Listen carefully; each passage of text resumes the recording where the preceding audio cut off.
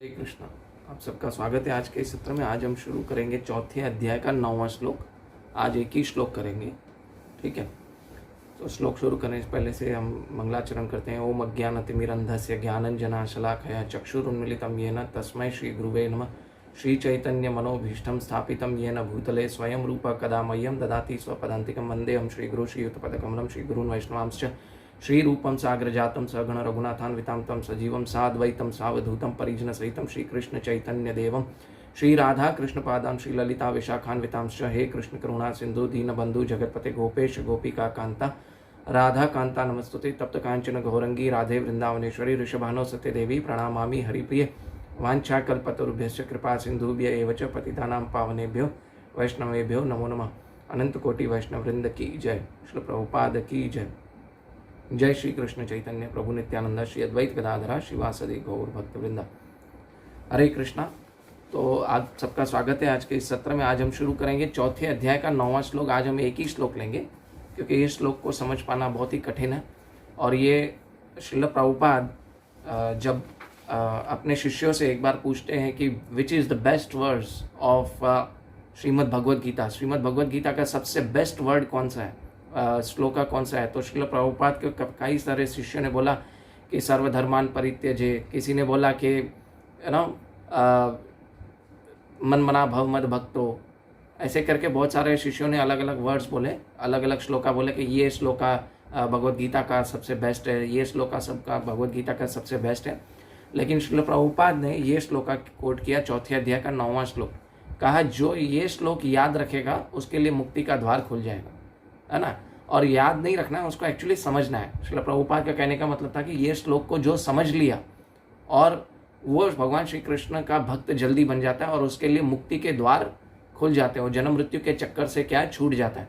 तो आइए हम आज श्लोका पढ़ते हैं और कृपया आप सब लोग भी इस श्लोका को याद कीजिए। तो ज़्यादा से ज़्यादा लोगों को ये शेयर कीजिएगा। श्लोका है जन्म कर्म च मे दिव्यम ये वेति दिव्यम एवं यो वेति तत्वतः त्यक्ता देहं पुनर्जन्म न एति मामेति सो अर्जुन। फिर से पढ़ते हैं श्लोका। जन्म कर्म च मे दिव्यम एवं यो वेति तत्वतः त्यक्ता देहं पुनर्जन्म न एति मामेति सो अर्जुन। अभी भगवान श्रील प्रभुपाद इसका अनुवाद लिखते हैं। हे अर्जुन, जो मेरे आविर्भाव तथा कर्मों की दिव्य प्रकृति को जानता है वह इस शरीर को छोड़ने पर इस भौतिक संसार में पुनः जन्म नहीं लेता, अपितु वह मेरे सनातन धाम को प्राप्त होता है। अभी भगवान श्री कृष्ण कह रहे हैं कि जो मेरे आविर्भाव और मेरे कर्मों को, भगवान के कर्म क्यों बोला भगवान ने यहाँ पे, हम वह भी समझेंगे। कर्मों को जो दिव्य प्रकृति है को जानता है, वो इस जगत में शरीर छोड़ने पर इस भौतिक संसार में वापस नहीं लौटा था, अपितु वो मेरे सनातन धाम को प्राप्त होता है। अभी भगवान श्री कृष्ण है ना, पहले तो हमें ये सोचना है कि भगवान श्री कृष्ण का हम है ना कर्म नहीं होते। भगवान श्री कृष्ण जो भी करते हैं वो लीला होती है, लीला होती है। भगवान श्री कृष्ण कर्म करते लीला करते हैं। हम जो है बद्ध जीव वो क्या करते हैं, माया के वशीभूत होकर है ना कर्म करते हैं, कर्म में आते हैं, कर्म के बंधनों में फंसते हैं। लेकिन भगवान श्री कृष्ण जो है वो स्वतंत्र है, वो माया के वशीभूत नहीं है, वो लीला करते हैं, वो स्वतंत्र होते हैं, इसीलिए वो लीला करते हैं। तो हम है ना इस श्लोक में एक चीज़ और समझने की कोशिश करेंगे कि भगवान श्री कृष्ण ने है ना भगवद गीता एक तो सबसे पहले खुद बोली है, भगवान कृष्ण के लिप्स से, भगवान कृष्ण के होठों से, मुख से जो है ना निकली है वो भगवद गीता है। तो वो क्या है कि वो है ना वाणी जो है वो दिव्य वाणी है। और दूसरा, भगवान श्री कृष्ण ने ये जो भी भगवद गीता कही वो युद्ध में क्यों कही, किसी गुफा में जाके या किसी मंदिर में जाके क्यों नहीं कही, वो किसी सन्यासी को क्यों नहीं कही। भगवान श्री कृष्ण ने भगवद गीता ये कही क्या है, वो एक युद्ध के क्षेत्र में कही। दूसरा, भगवान श्री कृष्ण ने भगवद गीता कही कहाँ पे कही, कि वो कही कि एक गृहस्थ व्यक्ति को कही। तो इससे क्या पता है कि बहुत सारे लोगों के प्रश्न आ सकते हैं कि ये क्यों कहा। तो इसका उत्तर ये है कि हम जो एक एज ए जीवात्मा, हमारे जीवन में हम एक तो गृहस्थ हैं, फिर हमारे जीवन में क्या है बहुत सारी उथल पुथल चलती रहती है। हमारे अंदर कुरुक्षेत्र का युद्ध चल रहा है, काम क्रोध लोभ मोह मद मत्सर्य, इन सब का युद्ध चल रहा है। तो इस युद्ध की सिचुएशन से हमें बाहर निकलने के लिए, इससे युद्ध कैसे लड़ें, तो ये सिखाने के लिए क्या भगवान श्री कृष्ण ने भगवद गीता ये एक युद्ध स्थल पे कही और दूसरा कि अर्जुन तो देखो, अर्जुन तो युद्ध लड़ना चाहता था, लेकिन भगवान ने उसको जानबूझकर बिविल्डर कर दिया। और क्या अर्जुन को ये समझ में नहीं आया कि युद्ध लड़ना है? वो तो युद्ध का जो ये करके फैसला करके ही गया था ना, युद्ध लड़ना है, लेकिन भगवान ने उसको बिविल्डर कर दिया। इसीलिए भगवान ने फिर वहाँ पे है ना भगवत गीता कही। और अर्जुन पर दुखे दुखी है। पर दुखे मतलब एक हमने भजन सुना होगा, वैष्णव भजन तो तेने कहिए जे पीड़ पराई जाने रे। पीड़ पराई का असली मतलब ये है कि वो दूसरों का दुख जानता था। पर दुखी दुखी यानी भविष्य में हमारे बारे में सोच के अर्जुन ने ये भगवत गीता कही, भगवत गीता का आग्रह किया, सुना। ऐसा बिविल्डर जानबूझ के हुआ ताकि हमारे लिए भगवत गीता प्रकट करें भगवान, है ना। तो भगवान ने इसीलिए उसको है ना भगवत गीता कही। भगवत गीता करने से, सुनने से क्या ये हमारे सारे समस्या खत्म हो जाती है? नहीं, भगवत गीता सुनने से सारी समस्या खत्म नहीं होती। हालांकि उन समस्याओं से लड़ने का हमें क्या मिलता है कि शक्ति मिलती है। जैसे क्लीनिंग प्रोसेस होती है ना, धीरे धीरे शुद्धता आती है, फिर समस्याएं खत्म होंगी। एकदम 6 महीने में समस्याएं खत्म नहीं होगी आप चैंटिंग स्टार्ट करेंगे तो। इससे क्या होगा, देखो है ना, एक समुद्र मंथन की लीला की थी भगवान ने, क्या तो उसमें सबसे पहले क्या निकला? जहर। तो जब हम भगवान का नाम निकल लेते हैं ना, तो काम, क्रोध, लोभ, मोह ये एक्चुअली बढ़ता जाता है। शुरू में देखेंगे तो ये क्यों? ये क्योंकि ये बाहर आता है और फिनिश होने के चक्कर में होता है। तो उसको क्या करना है? समुद्र मंथन में जब सबसे पहले विष निकला तो उसको किसने पिया? भगवान श्री जो है शिव जी ने है ना विष पिया। उसी तरह हमें वैष्णवों का संग करना है और वो हमारे को क्लीन्स अप करेंगे भगवान की कथा सुना कर, है ना। तो ऐसे शुद्ध वैष्णवों का हमें क्या करना है? संग करना है। तो उसके बाद जब हम भगवत गीता को सुनेंगे, है ना, और उसके बाद विष के बाद क्या निकला? अलग अलग रत्न निकले और बाद में एंड में क्या निकला? अमृत निकला। तो उसी प्रकार जब हम भगवान श्री कृष्ण के बारे में, लीलाओं के बारे में सुनेंगे और भगवान श्री कृष्ण की कथा सुनेंगे, भगवत गीता को सुनेंगे, तो हम क्या करेंगे कि उस धीरे धीरे पहले तो विष निकलेगा हमारे अंदर। क्या है? काम, क्रोध, लोभ, मोह, मद मत्सर्य भरा पड़ा है। अनेकों जन्मों का, बिलियंस ऑफ जन्मों का काम, क्रोध, लोभ, मोह भरा पड़ा है। तो सुनते सुनते क्या होगा कि धीरे धीरे रत्न निकलेंगे। इसमें कैसे निकलेगा?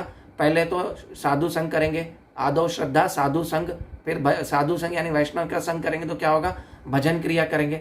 फिर धीरे धीरे अनर्थ निवृत्ति होगी, फिर होगी है ना भगवान में रुचि, फिर निष्ठा, फिर आसक्ति, फिर भाव, फिर एंड में प्रेम। प्रेम क्या है? अमृत है ना। तो वो अमृत जब मिलेगा हमें, तब हम भगवान कृष्ण की लीलाओं को समझ पाएंगे। तो ये श्लोक जो है, मैं 4 अध्याय का 9वां श्लोक बोलता हूँ, सब लोग याद कीजिए।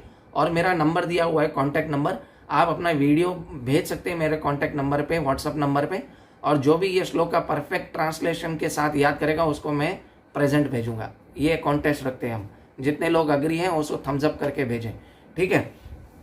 तो भगवत गीता जब सुनी जाती है, दिखाई जाती है, सिखाई जाती है, और भगवत गीता जब कही जाती है, और जब भगवत गीता का मंथन किया जाता है, तो क्या होता है? वहाँ सिर्फ और राधा कृष्ण हमेशा प्रेजेंट होते हैं, है ना। भगवत गीता जब भी भगवान के जहाँ गुण गाए जाते हैं, वहाँ पे क्या होता है कि भगवान श्री कृष्ण खुद प्रेजेंट होते हैं। नारद मुनि एक बार भगवान श्री कृष्ण के पास भगवान श्री कृष्ण का पता पूछने गए, तो भगवान श्री कृष्ण ने कहा, क्या कहा कि ना हम वसामी वैकुंठे योगी नाम हृदयनेश्वर यत्र गायंती मद भक्त तत्र तिष्ठामि नारद।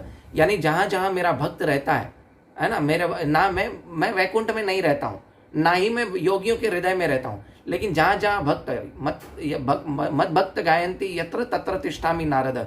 यानी जहाँ जहाँ मेरे भक्त क्या करते हैं, मेरा है ना लीलाओं का वर्णन करते हैं, मेरी कथा करते हैं, वहाँ मैं प्रेजेंट होता हूँ, ठीक है।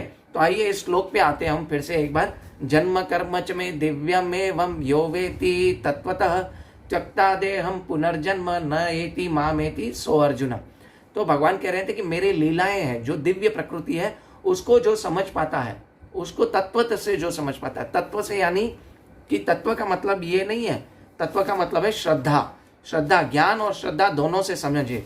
वो व्यक्ति जब ये देह छोड़ता है तो वो क्या करता है? वो कभी वापस नहीं आता। इस जन्म शरीर को देह त्याग करने के, त्यक्ता देहम, है ना, ये शरीर को छोड़ने के बाद वो वापस जन्म नहीं लेता। यानी भगवान श्री कृष्ण की लीलाओं में से एक लीला लेंगे, भगवान के अंतर ध्यान होने की लीला। है ना। बहुत लोगों को लगता है कि भगवान कर्म के बंधन में फंसते हैं, है ना, भगवान ने तीर खाया तो भगवान की मृत्यु हो गई। नहीं, भगवान की मृत्यु नहीं हो सकती।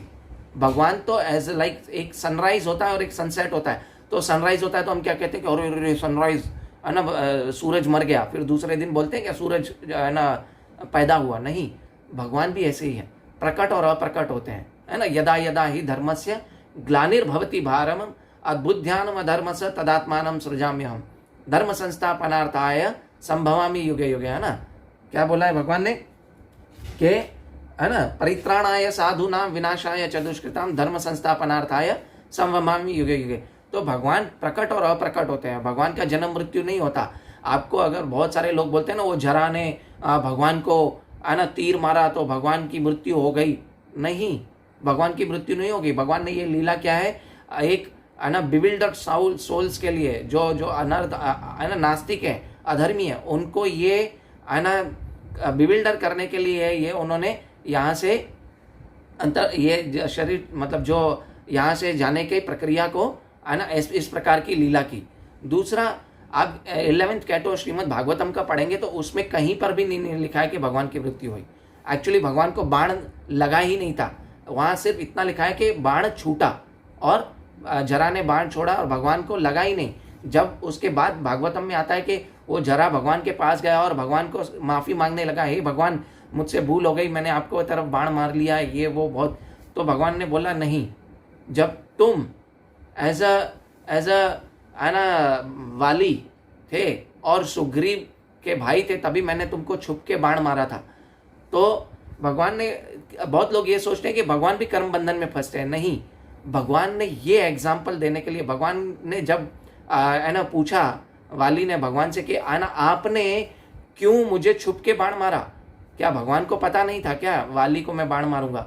क्या भगवान तो सामने से भी मार सकते थे ना। तो वाली ने पूछा, आप एक राजा होके, एक क्षत्रिय होके मुझे छुप के बाण क्यों मारा? और मैं एज अ लस्टी हो सकता हूँ, वानर हूँ मैं तो एज अ काममुख हो सकता हूँ और मैं कुछ भी कर सकता हूँ, तो आपने एक पशु को है ना क्यों मारा ऐसे? तो भगवान श्री कृष्ण ने, भगवान राम ने सुंदर जवाब दिया उनको। भगवान राम ने क्या जवाब दिया पता है? श्रीमद् भागवतम में है। भगवान राम ने उनको जवाब दिया कि एज अ क्षत्रिय, है ना, मैं, है ना, किसी भी पशु का शिकार कर सकता हूँ और किसी भी पशु का शिकार पेड़ के पीछे से किया जा सकता है। और दूसरा, है ना, दूसरा क्या होता है कि भगवान ने बोला कि अगर तुम मनुष्य हो, ठीक है, तो एज अ मनुष्य मैं रिप्रेजेंट करूं, अगर तुम एज अ मनुष्य अपने आप को रिप्रेजेंट करते हो तो भी मैं तुम्हें, है ना, बाण मार सकता हूं, क्योंकि तुमने किसी का क्या किया, पत्नी को हरण कर लिया था, इसीलिए मैं तुम्हें बाण मार सकता हूं। और उसमें दूसरी एक चीज आती है कि, है ना, क्या भगवान पहचान नहीं सकते थे क्या वाली कौन है, सुग्रीव कौन है, और उनको, है ना, लक्ष्मण द्वारा हार क्यों पहनाया? भगवान को तो एज अ अंतर परमात्मा बैठे हैं तो भगवान को तो पता है ना कि वाली कौन है, सुग्रीव कौन है, तो भगवान ने हार क्यों पहनाने की लीला क्यों की? ये भी समझना है ना, भगवान की लीला है, समझने में आनी चाहिए। तो भगवान ने हार पहनाने की लीला इसलिए की, जब सुग्रीव के पास भगवान राम और लक्ष्मण आए थे तो उन्होंने क्या किया था कि भगवान राम को बैठने की जगह दी और लक्ष्मण को बैठने की जगह नहीं दी। तो भगवान ने बोला कि तुमने जब लक्ष्मण को बैठने की जगह नहीं दी ना, तो एज अ लक्ष्मण ये गुरु तत्व है, बलराम का है ना, तो एज ए लक्ष्मण वो है गुरु तत्व है, तो तुमने गुरु अपराध किया, इसीलिए अभी वो गुरु अपराध मैंने क्षमा कराने के लिए लक्ष्मण द्वारा तुमको हार पहनाया, है ना, फूलों का हार पहनवाया, ताकि तुम्हारे अपराध क्या हो, माफ हो, और उसके बाद क्या, मैं जो है वाली पे बाण चला सकूं। तो ये गुरु अपराध की बात आती है यहाँ पे। इसीलिए भगवान की लीलाएं समझना जो है ना, ये बहुत कठिन है। लोग बोलते हैं अरे भगवान पहचान नहीं पाए वाली और सुग्रीव में से, है ना, वाली कौन था, सुग्रीव कौन था। नहीं, ये हम गुरु अपराध करेंगे ना, तो गुरु अपराध किया था क्या वाली ने, इसके लिए उन्होंने ये हार पहनवाया और उनका अपराध क्षमा कराया, और उसके बाद उनको शुद्धि की प्रोसेस, उन्हें पहले मार पड़ती है ना उसको वाली द्वारा, बहुत उसका पाउडर ही बना देता है ना सुग्रीव का, तो ये जो क्लींजिंग प्रोसेस चालू होती है और बाद में गुरु की शरण आता है, तभी उसको है ना भगवान राम लक्ष्मण द्वारा हार पहनवाते हैं। तो ये छोटी छोटी लीलाओं में, रामायण की और महाभारत की भगवान की लीलाओं में ना छोटी छोटी सीख है। तो हम ये छोटी छोटी सीख को नहीं समझ पाते, हम तो ऊपर ऊपर देखते हैं। तो इसलिए भगवान को अचिंत्य कहा गया। अचिंत्य क्यों कहा गया है? क्योंकि भगवान हमारे चिंतन से परे हैं, है ना, भगवान हमारे चिंतन से परे हैं, इसीलिए हम भगवान को समझ नहीं पाते। तो जब भी भगवान ने जब उनको छुप के बाण मारा तो भगवान ने खुद बोला कि मैं ये सिखाने आऊँगा कि, है ना, कोई भी मनुष्य जो है कर्म के बंधन में नहीं फंसता। लेकिन भगवान श्री कृष्ण, भगवान राम कर्म के बंधन में नहीं फंसते, परंतु उन्होंने एक्सेप्ट किया कि देखो मैं कर्मा में आऊँगा ताकि लोग जान सकें कि ये कर्म के बंधन में कोई भी व्यक्ति नहीं छूट सकता। परंतु भगवान तो स्वतंत्र होकर लीला कार्य करते हैं, इसलिए उनको लीला बोला जाता है। दूसरा, भगवान का, है ना, एक लीला का श्री कृष्ण एज आए थे, तभी उनकी लीला में एक आता है कि वो, है ना, गोपियों के कपड़े चुराते थे। स्नान करने जाती थी ना, तो गोपियों के कपड़े चुराते थे। तो बहुत लोग, है ना, ये बहुत सारे अनदर कास्ट वाले लोग बोलते हैं क्या तुम्हारा भगवान है गोपियों के कपड़े चुराता है? ये गोपियों के कपड़े चुराने के पीछे भी एक लीला है, एक कारण है। क्या है कि जब हम स्नान करते हैं ना, जब हम स्नान करते हैं तभी क्या होता है कि हम निर्वस्त्र होकर स्नान करेंगे ना, तो जो वायुदेव है, वरुण देव है, जल देवता, उसका अपमान करते हैं हम, है ना। तो इसीलिए जब भी गोपियाँ है ना स्नान करती थी ना, नग्न होकर स्नान करती थी, तो इसीलिए कभी भी हमें स्नान करें ना तो लेडीज को 2 कपड़े और जेंट्स को 1 कपड़े शरीर पे होना ही चाहिए। तो जल देवता का, वरुण देवता का अपमान नहीं होगा। तो भगवान यहाँ पे हर एक लीला द्वारा सिखाते हैं। जो गोपियों का कपड़ा चुराते थे तो इसलिए चुराते थे, फिर उनको बताया, ये कोई नहीं बताएगा कि भगवान ने उपदेश दिया गोपियों को कि आप, है ना, स्नान नग्न ना करें। तो भगवान की हर एक लीला के पीछे क्या है, एक कारण छुपा हुआ है। तो इसलिए भगवान के जो कार्य हैं, जन्म कर्म च में दिव्यम यो वेति तत्वतः त्यक्ता देहम पुनर्जन्म न एति मामेति स्वर्जुनम। फिर दूसरी चीज ये आती है कि भगवान ने ऐसी जो अपना जो अंतर्ध्यान होने की लीला की, तो मूर्ख लोग ये समझते हैं कि भगवान तो मर गए। नहीं, भगवान ने इसको कृत्रिम बनाया, एक सुप्रीम जादूगर की तरह भगवान ने ये लीला रची, है ना। वो सुप्रीम पर्सनालिटी ऑफ गॉड है, तो सुप्रीम जादूगर की तरह एक लीला रची, ताकि क्या है ना, लोग इसमें, है ना, भ्रमित हो। कृत्रिम मतलब क्या होता है? कृत्रिम बताया, विश्वनाथ चक्रवर्ती ठाकुर ने इसको कृत्रिम बताया। क्यों बताया? क्योंकि ये सुपरफिशियल जादूगर था, है ना, बहुत ही, है ना, जादूगर की तरह भगवान ने ये लीला कही। अभी भगवान ने यहाँ तत्वतः का है, अभी इसका तात्पर्य हम थोड़ा पढ़ेंगे और उसको थोड़ा और समझने की कोशिश करेंगे, ठीक है। माता जी, आपने पूछा है भोग लगाने की सही विधि क्या है, और दूसरा प्रश्न है गुरु अपराध क्या है। तो ये लेक्चर के एंड में मैं आपके दोनों प्रश्न का उत्तर दूंगा, ठीक है। इस श्लोक का हम आना तात्पर्य पढ़ते हैं। 6ठे श्लोक में भगवान ने दिव्य धाम से उनके अवतरण की व्याख्या की है। जो मनुष्य भगवान के आविर्भाव को सत्य समझ लेता है वह भवबंधन से मुक्त हो जाता है और इस शरीर को छोड़ते ही वह तुरंत भगवान के धाम को लौटता है। मैं फिर से एक बार अनाउंस करूं, ये जो श्लोका है, ये श्लोका के साथ तात्पर्य, इसका अनुवाद आप याद करके, अगर मेरा व्हाट्सअप नंबर दिया हुआ है, अगर आप उस पर श्लोका याद करके ये और इसका अनुवाद याद करके मुझे व्हाट्सअप नंबर पे भेजेंगे, तो मैं देखूंगा किसने सही तरह से इसको, है ना, ये किया है, याद किया है, तात्पर्य को एज इट इज़ याद किया है, अनुवाद को, तो मैं उसको एक प्राइज भेजूंगा उसके एड्रेस पे, ठीक है। तो भवबंधन से जीव ऐसी मुक्ति सरल नहीं है। निरेश्वासवादी या योगी जन पर्याप्त कष्ट के बाद अनेक जन्मों के बाद को मुक्ति को प्राप्त करते हैं। इतने पर भी वह मुक्ति भगवान की निराकार ब्रह्म ज्योति में तदातः प्राप्त करने से मिलती है। वह आंशिक होती है और वह भौतिक सागर से लौट आने के भय बना रहता है। अभी जो मुक्ति है ना, भगवान श्री कृष्ण जब मुक्ति है बता रहे हैं कि श्रील प्रभुपाद की जो व्यक्ति मुक्ति चाहता है ना, तो वो भगवान के धाम जाना है, ना कि ब्रह्म ज्योति में लीन होना। अगर ब्रह्म ज्योति में लीन होता तो भगवान बोलते हैं 14वें अध्याय के 27वें श्लोक में, ब्रह्मणो प्रतिष्ठा अस्मि, यानी मेरे शरीर से जो ब्रह्म ज्योति को देखते हैं ना, है ना, ब्रह्म ज्योति को जो देखते हैं, जो लाइट एफल्जेंस को देखते हैं, ठीक है, वो एक्चुअली मुझसे ही आता है। जैसे एक बल्ब है, बल्ब एक है और उसमें से लाइट आती है, तो वो जो निर्विशेषवादी होते हैं ना, जो ब्रह्म ज्योति में निरंकारी लोग, वो ब्रह्म ज्योति में लीन होना चाहते हैं, लेकिन जो अपना अस्तित्व खोना चाहते हैं, ऐसी मुक्ति, है ना, इसको स्पिरिचुअल भाषा में, आध्यात्मिक भाषा में क्या कहते हैं, स्पिरिचुअल सुसाइड कहा जाता है। क्यों?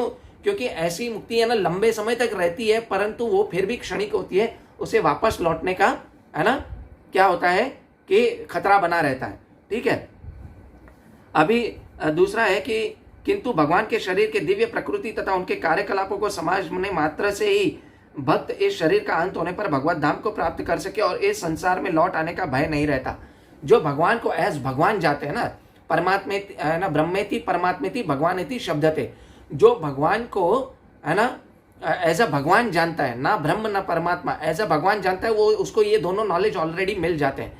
तो ईश्वर परम कृष्ण सच्चिदानंद विग्रह है ना, अनादिर आदिर गोविंद सर्व कारण कारणम, अद्वैतम अच्युतम अनादि अनंत रूपम, भगवान का रूप है ना, इसलिए भगवान बोलते हैं ना जन्म कर्म च में दिव्यम यो वेति तत्वतः, है ना।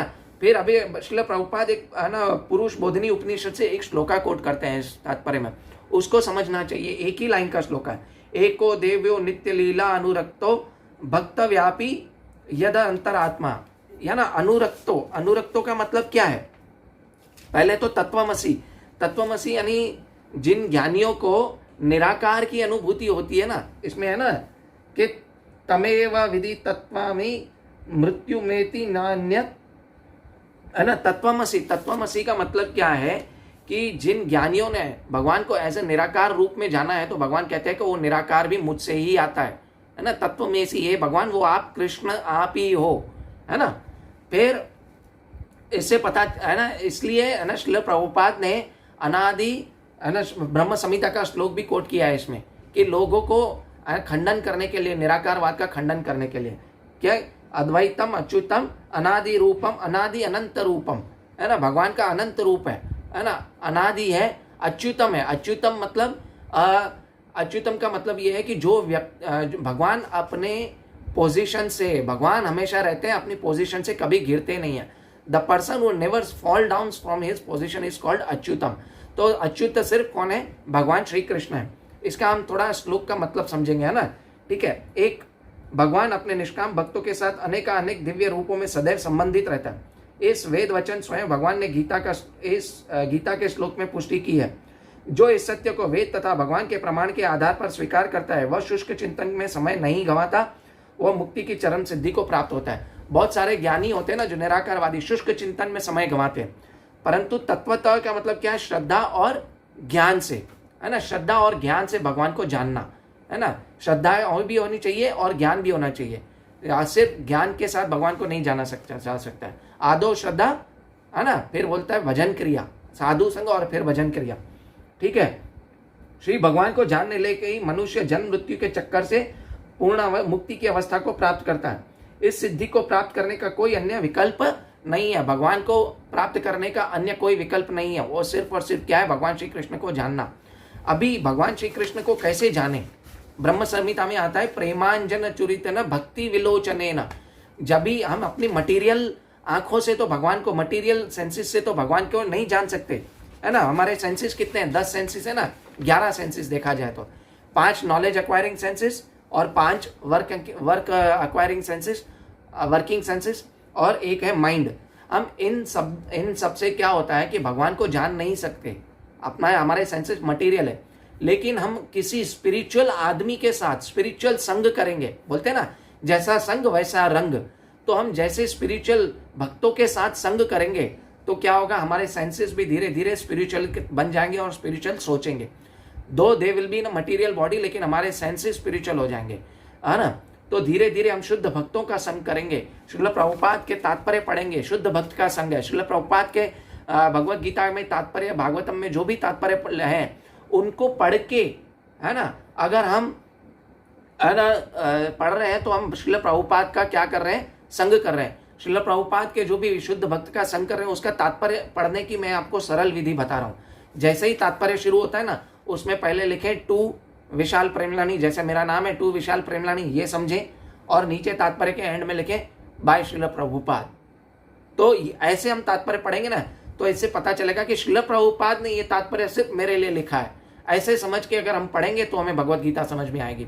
और ऐसे तात्पर्य 5 बार 6 बार एक तात्पर्य को पढ़ेंगे तो समझ में आएगा। एक बार तात्पर्य पढ़ेंगे तो हमें कुछ नहीं समझ में आएगा। हालांकि श्रील प्रभुपाद ने इतनी सरल भाषा में लिखा है, लेकिन श्रील, है ना, वो तात्पर्य को हम क्या है, श्लोका के साथ कैसे कनेक्ट करना है ना। जैसे अभी इसमें आया, इसमें निराकार की जरूरत क्या थी श्रील प्रभुपाद को लिखने की, निराकारवाद की?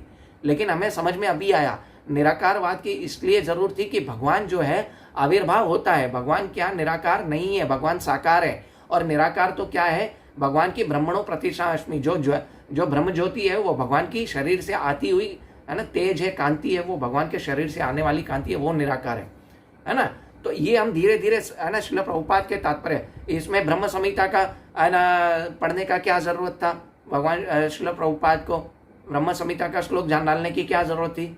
यहाँ पे तो जरूरत नहीं पड़ दिख रही है ना ये श्लोक में, लेकिन हमें ये तात्पर्य को कनेक्ट श्लोका से कैसे कर पाए तभी हमें समझ में आएगा जब हम ये तात्पर्य को 6 से 7 बार, कम से कम 5-5 बार एक तात्पर्य पढ़ेंगे। आप भगवत गीता को एक साल में एक भगवत गीता पढ़ें, 5-5 बार एक तात्पर्य पढ़ें, तभी आपको भगवत गीता समझ में आएगी। उसके बाद धीरे धीरे भगवत गीता आप 2 महीने में, 3 महीने में एक बार खत्म कर सकते हैं। जैसे मैंने पहली बार भगवत गीता पढ़ी तो मुझे 2 साल लगे थे, एक भगवत गीता को तात्पर्य मैंने 5-5 बार पढ़ा था। ठीक है, अभी मैं भगवत गीता का रोज 2 श्लोक 3 श्लोक पढ़ता हूँ, 4 श्लोक पढ़ता हूँ, कभी 6 श्लोक भी पढ़ लेता हूँ, और मेरी भगवत गीता अभी 2-3 महीने में खत्म हो जाती है। ठीक है, साधु भक्त संग कैसे करे, कैसे होगा, ये सब प्रश्नों के जवाब मैं अभी दूंगा। ठीक है, अभी जस्ट 2 मिनट में है ना मैं आपको ये बता रहा हूँ कि फिर हमारी जो इंद्रियां जैसे हैं, मैंने बता रहा था ना कि प्रेमांजन चुरितन भक्ति वलोचनन, प्रेम का अंजन लगाए, प्रेम का सुरमा आंखों में लगाए भगवान से, तो हमें भगवान का प्रेम प्राप्त होगा, तब भक्तों के साथ संग होगा तो ही प्रेमांजन चुलितन आएगा और भगवान को हम देख सकेंगे। वरना हम जब भी मंदिर में दर्शन करेंगे तो एक पत्थर की मूर्ति दिखेगी और कुछ नहीं दिखेगा। लेकिन श्रील प्रभुपाद एक शुद्ध भक्त थे, वो एक टेम्पल में गए और देखे, जब भी दंडवत किया और उठे और भगवान के जब साक्षात दर्शन किए तो उन्होंने बोला कि टेम्पल प्रेसिडेंट को बुलाया और बोला कि ये भगवान पहले से दुबले क्यों दिख रहे हैं? तो टेम्पल प्रेसिडेंट हैरान हो गया, बोले इनको कैसे दिख रहा है भगवान दुबले हो रहे हैं? बोले क्यों, भगवान को खाना बराबर नहीं, भोग बराबर नहीं लगाते क्या? बोले आपको कैसे पता चला? बोले भगवान दुबले पतले हैं, उनकी आंखें आगे से काली हो गई है, क्या है? तो बोले एक्चुअली प्रभुपाद, एक्चुअली हमारा फंड जो है ना वो कम आ रहा है, इसलिए है ना भगवान को भोग है ना 3 टाइम की बजाय सिर्फ 2 टाइम लग रहा है। हाँ, श्रील प्रभुपाद बोले इसीलिए मुझे पता लग गया कि भगवान दुबले पतले हो गए, भगवान को खाना बराबर नहीं खिला रहे हो, भोग बराबर नहीं खिला रहे हो। क्यों? ये श्रील प्रभुपाद को समझ में क्यों आया? क्योंकि उनके आंखों में, उनके हृदय में भगवान के लिए प्रेम है ना, इसीलिए इतने तात्पर्य भरे भरे लिखे हैं उन्होंने, हमारे लिए लिखे हैं। 2 घंटे सोते थे, लेकिन हम हैं कि इस भगवत गीता के उनके तात्पर्यों का आनंद नहीं उठा पा रहे। ठीक है, तो जन्म कर्म च में दिव्यम एवं यो वेति तत्वतः, अगर भगवान को लीलाएं अगर हम तत्व से समझेंगे, है ना, श्रद्धा पूर्वक समझेंगे तो हमें समझ में आएगी। मैंने एग्जाम्पल दिए कुछ लीलाओं के, है ना, तो उनको तत्व से समझेंगे भगवान की लीलाओं को, तो हम क्या है भगवान श्री कृष्ण की को समझ पाएंगे। और फिर क्या होगा कि हम जब ही इस जन्म मृत्यु के चक्कर से छूटेंगे और भगवान श्री कृष्ण के धाम जाएंगे, है ना। त्यक्ता देहम पुनर्जन्म न एति मामेति स्व अर्जुन, है ना। तो जब हम भगवान श्री कृष्ण को समझेंगे, और भगवान एक्चुअली हेल्प करते हैं, जब हमारे हृदय में प्रेम होगा भगवान के लिए तो भगवान हेल्प करते हैं, भक्तों द्वारा, किसी और को द्वारा भगवान अपने आप को प्रकट कर देंगे आपके सामने, है ना। तेषाम नित्य अभियुक्ता नाम, भगवान क्या बोलते हैं, तेषाम सतत युक्ता नाम भजताम प्रीति पूर्वकम ददामी बुद्धि योगम तम ये नमामुपयांति थे। भगवान बुद्धि योग देते हैं, है ना। क्या बुद्धि योग देते हैं कि आप उन्हें समझ सकें। इसलिए मैं बोल रहा हूँ ये श्लोका याद करिए, भगवत गीता का ये श्लोका मुक्ति का स्रोत है ना। ये श्लोका याद करिए, मुझे वीडियो भेजिए, मेरा नंबर है। और जिसने भी बराबर तरीके से याद किया ये श्लोका को, मैं एक बार श्लोका रिपीट करूंगा, ऐसे याद करना है। जन्म कर्म च मे दिव्यम एवं यो वेति तत्वतः त्यक्ता देहम पुनर्जन्म न एति मामेति सो अर्जुन। ये श्लोका याद करिए, इसका अनुवाद याद करिए, मुझे व्हाट्सएप पे वीडियो भेजिए। ऑडियो भेजेंगे तो क्या होगा कि मुझे लगेगा कि आपने देख के, है ना, उसका अनुवाद भेजा है। वीडियो भेजें जिसको भेजना है, तो उसके घर पे मैं एक सुंदर प्राइज भेजूंगा, है ना। ये कॉन्टेस्ट है, ठीक है। 3 प्राइज मिलेंगे, 3 लोगों को, फर्स्ट 3 लोगों को प्राइज मिलेंगे, ठीक है। अभी आए आपके प्रश्नों के उत्तर की तरफ। कृष्ण प्रीत कैसे प्राप्त होगी? कृष्ण प्रीत भगवान का नाम जपने से प्राप्त होगी। शुरू में भगवान का नाम जप करेंगे तो क्या होगा कि बहुत सारे बुरे विचार आएंगे। मैंने पहले ही बताया, वो इसलिए आते हैं कि हमारे अनेक जन्मों के पाप भरे, तो हम उन पापों को, है ना, वो क्या धीरे धीरे क्या शुद्ध होंगे और बाद में शुद्ध भक्ति मिलेगी।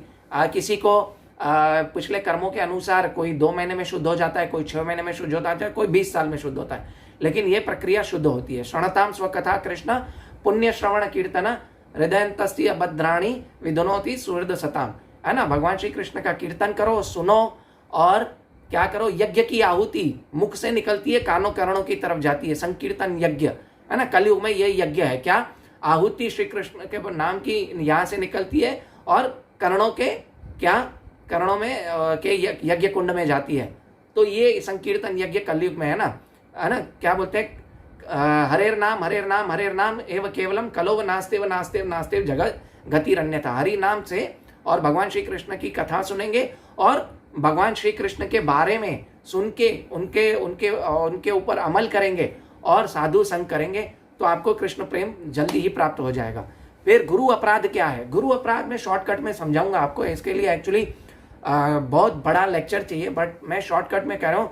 गुरु की अवज्ञा करना वो गुरु अपराध है, शास्त्रों की अवज्ञा करना वो भी गुरु अपराध है। गुरु ने आपको बोला कि आप 16 माला करो, अगर आप 16 माला नहीं कर रहे तो आप गुरु का अपराध कर रहे हो, है ना। दीक्षा लेने के बाद 16 माला जरूर करनी है, और अपराध, हालांकि दीक्षा से पहले ही 16 माला करनी चाहिए, मिनिमम 16 राउंड्स मिनिमम, उससे ज़्यादा भी कर सकते हैं, ठीक है।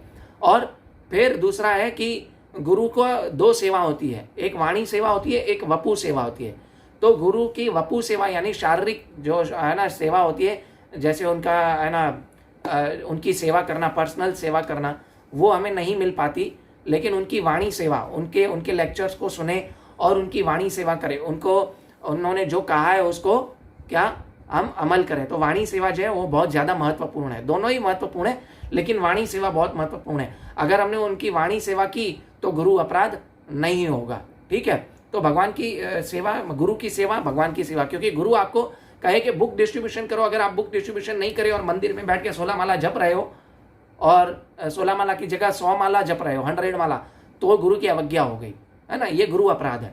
गुरु ने बोला तुम 16 माला करो, उससे ज्यादा माला मत करो, और तुम जाके बुक डिस्ट्रीब्यूशन करो, या फंड कलेक्शन करके आओ, या तुम है ना आज से पुजारी की सेवा में लग जाओ, आज से बर्तन की सेवा में लग जाओ, बर्तन धोने की सेवा में, आज से प्रसाद वितरण की सेवा में लगो। अगर आप वो नहीं करोगे तो गुरु अपराध हो जाएगा, ठीक है। शॉर्टकट में बताया मैंने आपको, इसके ऊपर एक बड़ा लेक्चर हो सकता है। भोग लगाने की सही विधि क्या है? रीमा तिवारी माता जी, आई थिंक आपने लास्ट टाइम भी पूछा था भोग लगाने की सही विधि क्या है, तो मैंने आपको शायद स्क्रीनशॉट खींच के भेजा था मंत्र का। वो मंत्र होता है, पहले गुरु मंत्र होता है, गुरु प्रणाम मंत्र होता है, फिर चैतन्य महाप्रभु प्रणाम मंत्र होता है, और उसके बाद होता है भगवान श्री कृष्ण का प्रणाम मंत्र। हर एक मंत्र 3-3 बार बोलना है, और लास्ट में हरे कृष्ण महामंत्र 3 बार बोले।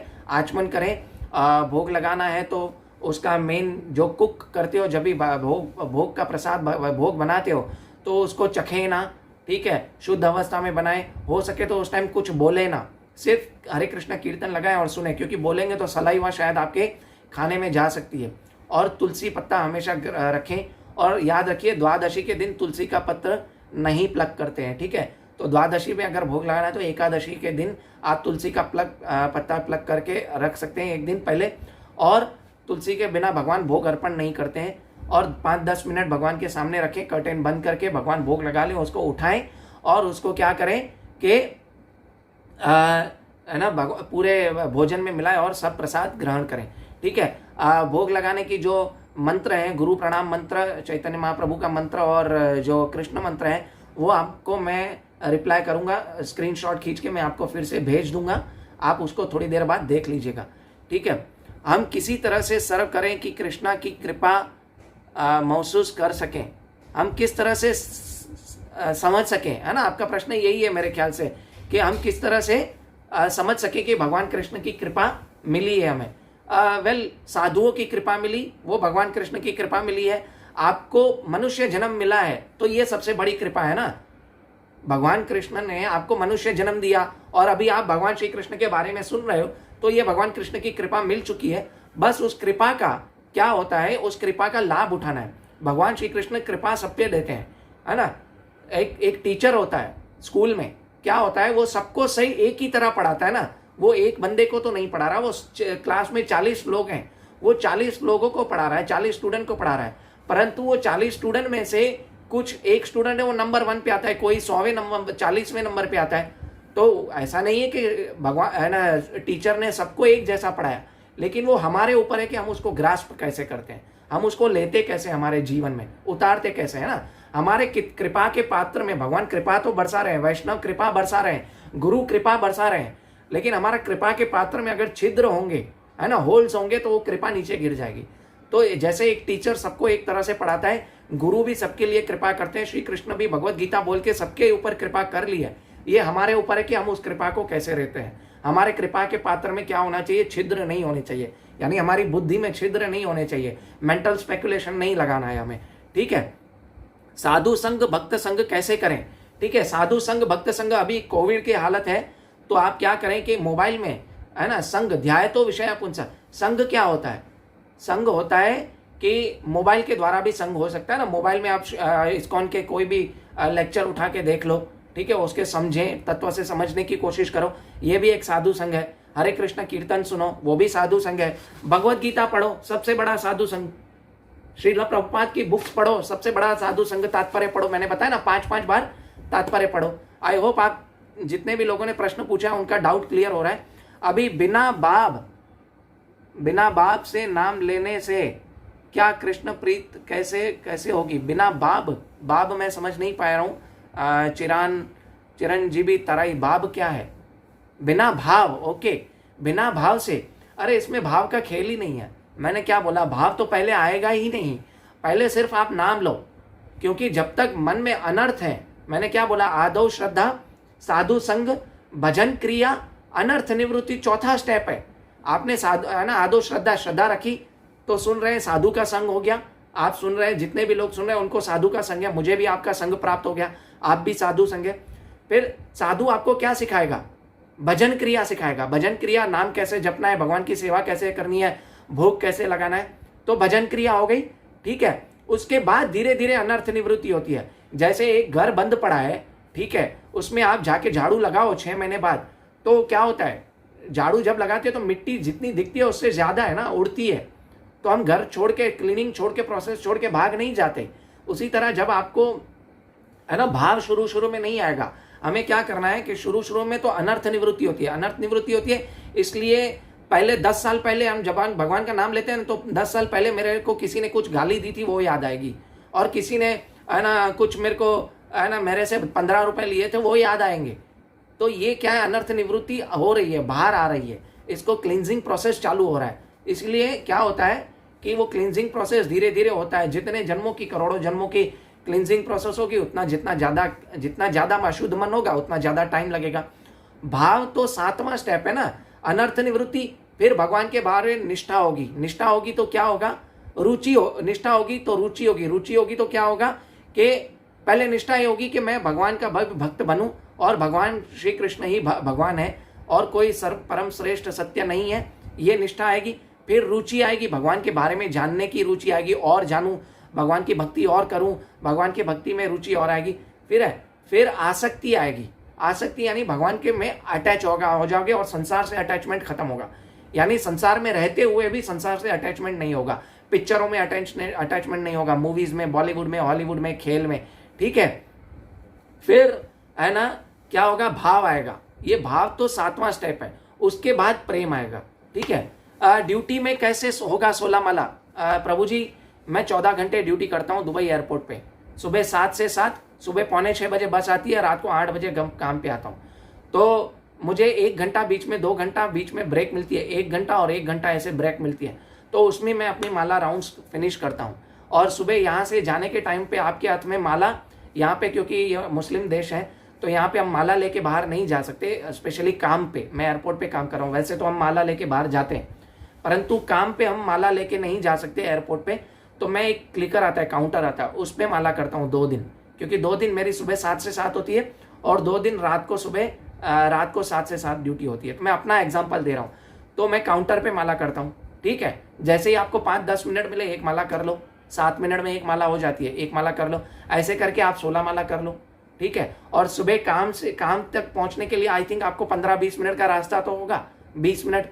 तो 20 मिनट में 20 से 22 मिनट मिलते होंगे, 25 मिनट मिलते हैं, उसमें आपकी 5-6 माला हो जानी चाहिए। आप माला लो, करिए। तो अगर आप चाहें तो होगा, है ना। When there is a will, there is a way। आप में there is a will हो तो वे मिल भगवान श्री कृष्ण ऑटोमेटिकली देंगे। फिर 24 घंटे भगवान ने सबको दिए। लोग बोलते हैं टाइम नहीं मिलता है, 24 घंटे भगवान ने सबको दिए हैं। उस 24 घंटे में 2 घंटे भगवान के लिए निकालिए, ठीक है। अगर आप थोड़ा सा भी प्रयास करेंगे ना भगवान के लिए, है ना, नाम जपने के लिए, तो भगवान वो 24 घंटे को 30 घंटे बना देंगे आपके दिन में। फिर आपके पास टाइम ही टाइम होगा। आपके पास पहले क्या होना चाहिए? दृढ़ निश्चय होना चाहिए। उत्साह है, निश्चय है ना। उत्साह, निश्चय, धैर्य, तत्त कर्म प्रवर्तनात्। क्या? उत्साह, निश्चय और धैर्य ये होना चाहिए। तत्त कर्म प्रवर्तनात् संघस त्यागो सतो वृते षड्भिर भक्ति विशिद्यति, है ना, प्रसिद्ध्यति। ये और जो असंग शस्त्रेण चित्वा, है ना, असंग शस्त्रों, असंग का ये जो, है ना, दृढ़ेन चित्वा, असंग का जो, है ना, असंग जो है उसको त्याग दो। असंग किसको त्यागे? कि जैसे मोबाइल हो जिसमें फालतू मूवीज वगैरह देखते हो, नेटफ्लिक्स वगैरह, वो टाइम आप छोड़ दो, ठीक है, निकाल लो आपके, ठीक है। इडियट बॉक्स टीवी है, उसको जितना हो सके कम कर दो, ठीक है। आप यहाँ वहाँ के दोस्तों से मिलते हो, उनसे संग थोड़ा कम कर दो, धीरे धीरे छोड़ दो, पहले कम कर दो। व्हाट्सएप पे पूरा दिन, फेसबुक पे पूरा दिन, लोग कितना दिन रह रहे हैं। स्मार्टफोन ने तो हमको डल बना दिया। फोन स्मार्ट हो गया लेकिन हम डल हो गए, ठीक है। तो धीरे धीरे धीरे धीरे आप ऐसे भगवान के पास जितना नजदीक जाओगे, आप भगवान की तरफ 1 कदम लो, भगवान 10 कदम आपकी तरफ लेते हैं, ठीक है ना। तो आप थोड़ा सा प्रयास करो। एक होता है प्रयास और एक होता है कृपा। तो आपको सिर्फ कृपा नहीं चाहिए ना भगवान की, प्रयास करोगे तो कृपा होगी ना। जब तक आप प्रयास नहीं करोगे कृपा नहीं होगी। बहुत लोग बोलते हैं अरे मेरे को भगवान ने वृंदावन बुलाया नहीं। भाई तूने वृंदावन जाने की ट्रेन की टिकट बुक की नहीं तो भगवान वृंदावन कैसे बुलाएंगे? तुम प्रयास तो करो, मेरे वृंदावन जाऊं, भगवान के पास जाऊं, मंदिर में जाऊं, है ना, मंदिर में जाके इस्कॉन टेम्पल में जाके लेक्चर सुनूं मैं। तुम प्रयास तो करो कि मैं मोबाइल में, यूट्यूब में, नेटफ्लिक्स की जगह मैं मोबाइल में, मैं, है ना, भगवान के नाम का उच्चारण सुनूं, भगवान की कथा सुनूं। इतने ISKCON temple, ISKCON desire tree है, माय आश्रय चैनल है, मेरा चैनल यूट्यूब का है, सर्व KRISN SERVE KRISN। आज मैं लिंक डालना भूल गया हूँ, आप वो सुनिए। मैं नहीं बोल रहा हूँ सिर्फ मेरा सुनिए, इस्कॉन में बहुत सारे भक्त हैं, मैं तो उनके सामने कुछ भी नहीं हूँ, तो आप वो सुनिए, ठीक है। उससे आपको साधु संग बढ़ेगा। लॉकडाउन में तो साधु संग ऐसे है। फिर धीरे धीरे आप आपस में, कुछ भक्त इतने लोग हैं, इंद्रिलिया दे, चिरंजीवी तेराई, रीमा तिवारी, ये आपस में आप एक ग्रुप बनाओ, कांटेक्ट करो, संदीप कुमार भाईटा, ये आप सब आपस में कांटेक्ट करो एक दूसरे को। आपने क्या पढ़ा रिपोर्ट दो। हम लोग क्या करते हैं, हमारा एक ग्रुप है, क्या करते हैं पता है, हम आज 4 श्लोक पढ़े, आज 16 माला इतने बजे हुई, ठीक है, ये हम एक दूसरे को रिपोर्ट करते हैं। एक किसी भी चीज का रिपोर्ट होती है ना, तो उससे क्या होता है कि अगर आपने रिपोर्ट नहीं की तो बाकी के 4 लोग बोलेंगे भाई तेरी रिपोर्ट किधर है, आज तूने रिपोर्ट नहीं दी, आज तूने क्या किया पूरे दिन में, कितने श्लोक पढ़े, क्या पढ़े, फिर उसका डिस्कशन करो। क्या ऐसे भक्ति आगे बढ़ेगी।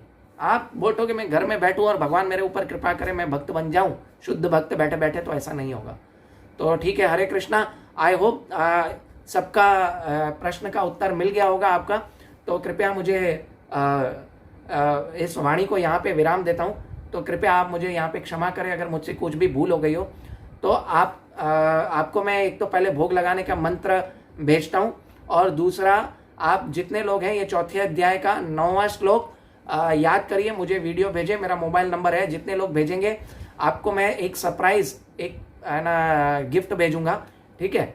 तो आप अगर भेज सकते हैं वीडियो पे तो भेजिए, ना भेजेंगे तो उसमें कोई मतलब मेरी कोई फोर्स नहीं कर रहा हूँ, बट भेजेंगे तो अच्छा है। इससे आपको एक श्लोक याद रहेगा और आप धीरे धीरे भगवत गीता आगे सुन सकेंगे। So I will provide you a surprise gift. कहीं पे भी रह रहा हूँ वर्ल्ड के किसी भी कोने में, तो मैं आपको सरप्राइज गिफ्ट भेजूंगा, ठीक है। आप अपना श्लोक याद करके, मेरा मोबाइल नंबर दिया हुआ है, व्हाट्सएप पे भेजें। तो कृपया मुझसे कुछ भी भूल हो गई हो उसे क्षमा करें। और सभी वैष्णवों को मैं प्रणाम करता हूँ। वाञ्छाकल्पतरुभ्यश्च कृपा सिंधुभ्यैव च पतितानां पावनेभ्यो वैष्णवेभ्यो नमो नमः। अनंत कोटि वैष्णव वृंद की जय, श्रील प्रभुपाद की जय। निताय गौर प्रेमानंदे हरि हरि बोल। कृपया ज्यादा